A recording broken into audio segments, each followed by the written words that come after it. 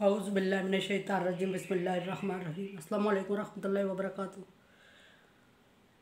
सूरह आल इमरान का 8वां रुकू चल रहा था। अल्लाह तबारक व तआला मोमिनों को तसल्ली की कुछ आयत अल्लाह तबारक व तआला ने इरशाद फरमाई थी, और उन्हीं आयत को आज फिर अगले हिस्से को, अगली आयत को, उसी तसल्ली की अगली आयत को कंटिन्यू करना है। अल्लाह तबारक व तआला मोमिनों को पीछे फरमा रहे हैं कि काफिरों की रवश इख्तियार ना करो कि जब वो अपने भाइयों से कहते थे कि अगर तुम हमारे साथ होते तो ना कत्ल होते और ना मारे जाते, ताकि उनके दिलों में पछतावा हो। हालांकि ऐसा नहीं है। ज़िंदगी और मौत अल्लाह के हाथ में है, और अल्लाह जिसको चाहता है, जहाँ चाहता है, जैसे चाहता है मौत देता है, और जब तक चाहता है ज़िंदगी देता है। और अल्लाह ताला अपने बंदों पे नज़र रखे हुए है। ऐसा नहीं है कि कोई मैदान जंग में नहीं जाएगा तो वो अल्लाह की नज़र से ओझल है और उसको मौत नहीं आएगी। आगे अल्लाह तबारक व तआला फरमा रहे हैं कि लाइन कुतिलतुम फी सबीलिल्लाह व मुत्तुम लमग़फ़िरतुन मिनल्लाहि व रहमतुन खैरन मिम्मा यजमाऊन। अल्लाह की राह में अगर तुम शहीद कर दिए जाते हो, या अल्लाह की राह में मर जाते हो, जाते हुए खुद ही अपनी मौत मर जाते हो शहादत से पहले भी, तो अल्लाह के यहाँ तुम्हारे लिए बहुत बड़ा अजर रखा हुआ है इस मौत में। और वो इस दुनिया में जो तुम्हारे लिए है मिम्मा यजमाऊन खैरन मिम्मा यजमाऊन, और जो रहमत और अजर अल्लाह तबारक व तआला ने आखिरत में तुम्हारे लिए रखा हुआ है, वो जो इस दुनिया में तुम्हारे लिए माले गनीमत जिसके लिए तुम कोशिश कर रहे हो।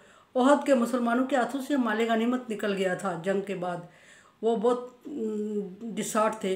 तो अल्लाह तबारक व तआला उनको तसल्ली दे रहे हैं कि अल्लाह ने जो तुम्हारे लिए रखा है आखिरत में रहमत और मग़फ़रत, वो इस माल से, जो दुनियावी माल जिसके लिए तुम तगोदो कर रहे हो, जिसके लिए तुम आए थे, जिसके लिए तुम मैदान छोड़ दिया था, इकट्ठा जमा करने लग गए थे, इससे कहीं दर्जे, कहीं ज़्यादा, कहीं बड़ी मिकदार में मौजूद है।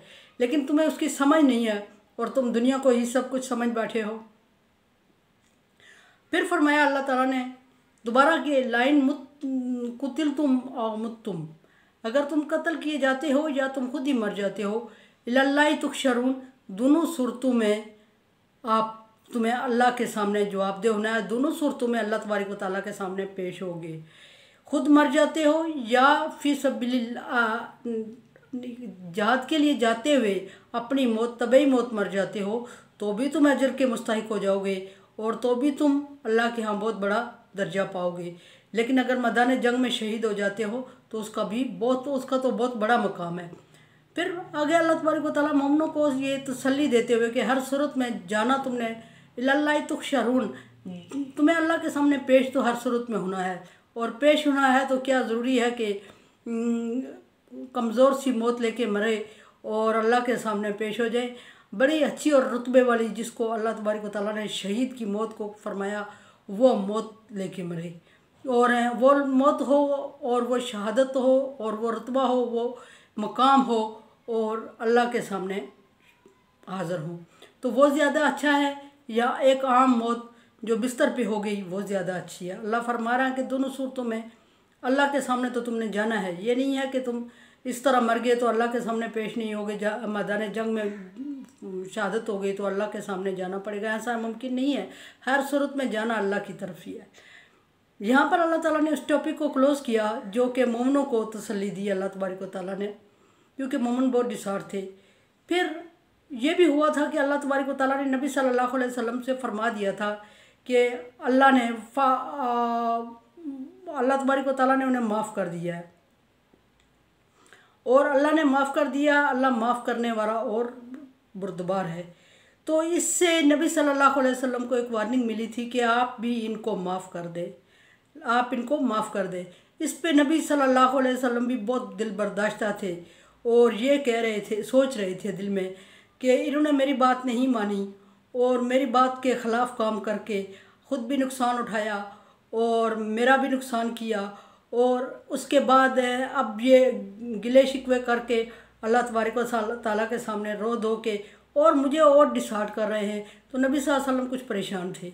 माफ़ तो कर दिया था क्योंकि अल्लाह ने फरमा दिया था, मैंने इन्हें माफ़ कर दिया और मैं माफ़ करने वाला हूँ और मैं बर्दबार हूँ। तो सो इनडायरेक्ट अल्लाह ताला ने नबी को भी कह दिया था कि तुझे भी माफ़ करना पड़ेगा और तू भी हौसला और बुर्दबारी से का मुजाहरा करेगा। तो नबी सल्लल्लाहु अलैहि वसल्लम ने माफ़ तो कर दिया, लेकिन आपके दिल में एक बेचैनी और एक खलश और एक परेशानी मौजूद थी कि दुखी दुखी दुखी थे कि ये क्या। तो इस पर अल्लाह ताला ने नबी सल्लल्लाहु अलैहि वसल्लम को दोबारा मुखातब किया, तो फरमाया कि फ़बिमार रहमतिन मिनल्लाहि, ये अल्लाह की रहमत है नबी सल्लल्लाहु अलैहि वसल्लम आप पर और मोमिनों पर, दोनों पर, आप पर भी अल्लाह की रहमत है और मोमिनों पर भी। क्या चीज़ कि लिन तलाहुम, कि आप इनके लिए नरम दिल है, यानी नबी सल्लल्लाहु अलैहि वसल्लम ने नरम दिली का मुजाहरा कर लिया तो, लेकिन थे दुखी। और अल्लाह ताला ने हौसला अफजाई करते हुए फरमाया कि लिन तलाहुम, आप अगर उनके लिए नरम गोशा रखते हैं दिल में तो ये आपकी अल्लाह की रहमत है, और अब अल्लाह की रहमत का एक बड़ा हिस्सा आपके दिल में डाल दिया गया है, जिसकी वजह से आप इनसे नरम दिली का मुजाहरा करते हैं। लौकुन, आगे अल्लाह तबारक व तआला नबी सल्लल्लाहु अलैहि वसल्लम को एहसास दिला रहा है कि अगर इसके अपोजिट आप होते, सख्त मिजाज होते या सख्त दिल होते या ना माफ़ करते तो उसके क्या क्या नुकसानात थे। ये अल्लाह तबारक व तआला नबी सल्लल्लाहु अलैहि वसल्लम को एहसास आगाही दे रहे हैं।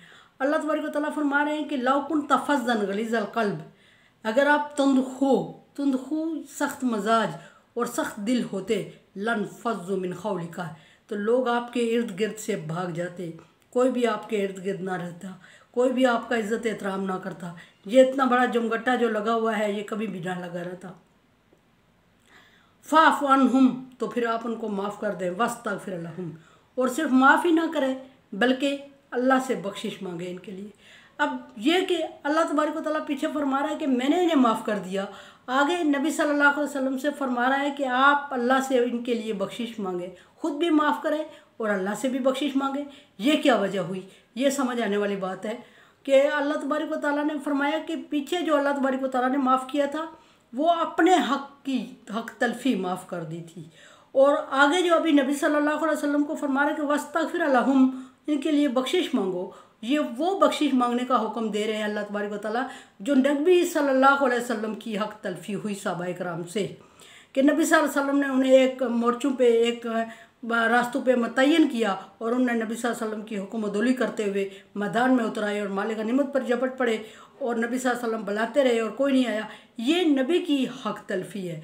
इससे हमें ये क्या सबक मिला, इससे हमें ये सबक मिलता है कि हक़ुक़ुल्लाह तो अल्लाह तबारक व तआला ने फ़ौरन माफ़ कर दिए थे पहली फ़ुर्सत में ही, और अब इतने लंबे चैप्टर चल के आगे अल्लाह तबारक व तआला नबी से फरमा रहा है कि तुम माफ़ कर। इट मीन के जो हक़ुक़ुल इबाद में हक तलफ़ी होती है वो अल्लाह तबारक व तआला माफ़ नहीं करते जब तक कि वो बंदा माफ़ ना करे। इससे ये साबित हो रहा है कि अल्लाह तबारक व तआला पहले फरमा रहे हैं कि मैंने माफ़ कर दिया इनको, अब फरमा रहे हैं कि नबी आप इनको माफ़ करें और आप इनके लिए अल्लाह से भी माफ़ी मांगें। तो इट मीन के हक़ुक़ुल इबाद में जब मिस्टेक होती है तो वो बंदा माफ़ करे और फिर वो बंदा अल्लाह से माफ़ी मांगे उस आपकी जगह, तो जाके अज़ाला होता है। वशाविरहुम फिल अम्र, और नबी सल्लल्लाहु अलैहि वसल्लम ने चूँकि याद कर लिया था कि आइंदा किसी काम में इनसे मशवरा नहीं करूँगा, चूँकि ग़ज़वा उहद में शुरू में बात यहाँ चली थी कि सहाबाए किराम से मशवरा किया गया कि कुफ़ार मक्का हमले के लिए आ रहे हैं, आया हम मदीने के अंदर रह के अपना दिफा करें या मदीने से बाहर रह के करें।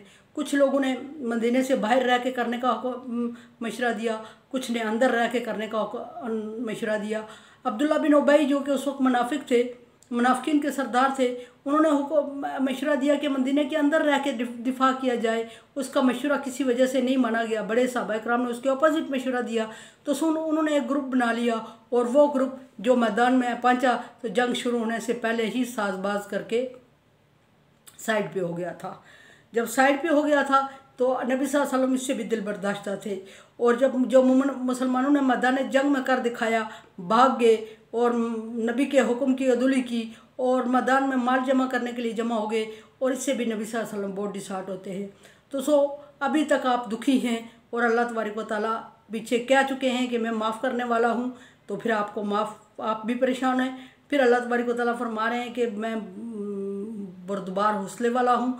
तो आप सल्लल्लाहु अलैहि वसल्लम के जहन में ये बात गर्दिश कर रही है और आपका दिल दुखी है और आप माफ़ करने के मूड में नहीं हैं। तो अल्लाह तबारक व तआला फरमा रहे हैं कि ए नबी फ़ाफ़ आप उनको माफ़ कर दें, दरगुजर कर दें उनकी बातों को। और फिर ये कि अस्तगफिर लहुम, और उनसे उनके लिए बख्शिश मांगे। फिर ये कि वशाविरहुम फिल अम्र, और ये कि उनसे बाइकाट भी ना करें, कि कभी इनसे मशवरा नहीं करना किसी काम में। नबी ने ये याद कर लिया था कि किसी काम में इनसे मशवरा नहीं करना। अल्लाह ने फरमाया नहीं, ये फ़ैसला आपका गलत है, आप इनसे कामों में मशवरा किया करें। और मशवरा करने के बाद ये मत अपने दिल पे बोझ रखा करें, सर पे सवार ना किया करें कि खुदा न खास्ता इन्होंने मुझे गलत मशवरा दिया या सही दिया है, अब मुझे इनकी समझ नहीं है, शायद गलत मशवरा दे रहे हूँ, जैसे अब्दुल्ला बिन उबई ने दिया था, जैसे दूसरे ने दिया था, फिर मैदान में आके मेरा साथ नहीं दिया। इस तरह की सोचें ना रखा करें। जब आप किसी से इनसे मशवरा ले लिया करें, मशवरा लेना सुन्नत है नबी की, और नबी को अल्लाह ताला ने हुक्म दिया कि मशवरा ज़रूर किया करें। लेकिन मशवरा करने के साथ फरमाया कि व तवक्कल अल्लाह, और भरोसा इन पर ना किया करें। मशवरा ज़रूर किया करें, इन पर भरोसा ना किया करें, भरोसा अल्लाह की ज़ात पर किया करें।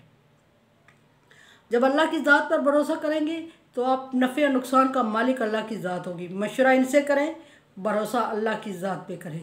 ये भी बड़ी अहम बात सामने आ रही है कि किसी काम को शुरू करने से पहले मशवरा ज़रूरी होता है। और अब जो हमारे पास जो है मशवरे की वैल्यू, वो ये है कि मशवरा करना सुन्नत है, और सही मशवरा देना वाजिब हो जाता है हमारे ऊपर, और सही मशवरा देना चाहिए। अब मशवरा देने वाले को ये अपनी बात पर उस दूसरे पे मुसलत नहीं करनी चाहिए कि मेरा मशवरा मानो ही मानो। अपनी तरफ से अच्छा और फ़ायदामंद मशवरा दे देना चाहिए। अगले पे डिपेंड करता है, मशवरा लेने वाले पे, कि अगर उसको आपका मशवरा माकूल लगता है तो वो अमल करे, नहीं लगता है तो उससे कोई नाराज़गी नहीं या उसके ऊपर जबर नहीं है। मशवरा करना सुन्नत है, मशवरा देना, जवाब देना वाजिब है, लेकिन मुसल्लत बात नहीं करनी चाहिए। मशवरा करने वाले पर डिपेंड करता है कि वो अमल करे या ना करे, लेकिन मशवरा देने वाले को खुलूस नीयत से अल्लाह के अहकामात के मुताबिक मशवरा देना चाहिए। उसमें कोई बखीली या कोई कजी दिल में रख के मशवरा नहीं देना चाहिए। फिर फरमाया इन्नल्लाह युहिब्बुल मुतवक्किलीन, अल्लाह तवक्कल करने वालों को पसंद करता है। ये नहीं फरमाया कि मशवरा करना, मशवरे का हुक्म भी दे दिया, लेकिन फरमाया कि इनसे मशवरा किया करो कामों में, भरोसा मुझ पर किया करो, और मैं भरोसा करने वालों को तवक्कल करने वालों को पसंद करता हूँ।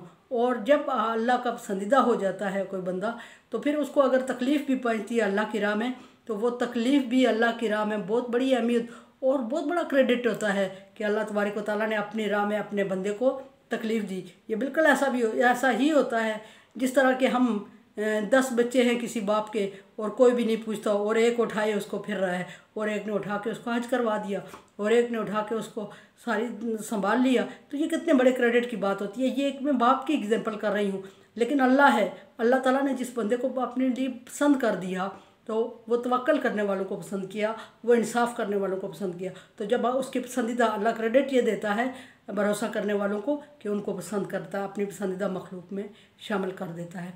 दुआ करें अल्लाह तबारक व तआला हम सबको अपनी पसंदीदा मखलूक में शामिल करे। और मेरे चैनल को सब्सक्राइब करें आप, thank you so much. Bell icon को ज़रूर प्रेस कर लिया करें, और मेरे लिए दुआ किया करें। ला खौफुन अलैहिम वला हुम यहज़नून। Like dislike as you like. अल्लाह हाफिज़।